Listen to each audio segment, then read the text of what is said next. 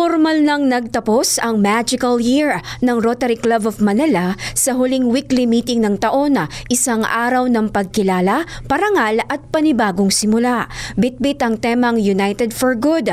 Isinagawa ang seremonyang nagbibigay pugay sa mga natatanging kasapi ng organisasyon. Kabilang sa mga pinarangalan, si PD Patricio Bebot Pineda Jr. na tumanggap ng 40-year Loyalty Award bilang pagkilala sa kanyang 4 na dekadang serbisyo sa Rotary. Itinanghal namang Star Rotarian of the Year si Rotarian Delphine Lorenzana, habang iginawad ang attendance awards kina President Jujut Enriquez, PDG Rodolfo Bediones, PDG Vicente Carlos, PD Oscar Del Rosario at Rotarian Carlos Serapio para sa kanilang aktibong pakikibahagi sa mga programa ng club. Samantala, ang pinakaprestihiyosong parangal na Leon Lambert Lifetime Achievement Award ay iginawad kay PP Herminio Esguera, isang pagkilalang nagpapakita ng panghabang buhay na dedikasyon at kontribusyon sa organisasyon at sa lipunan.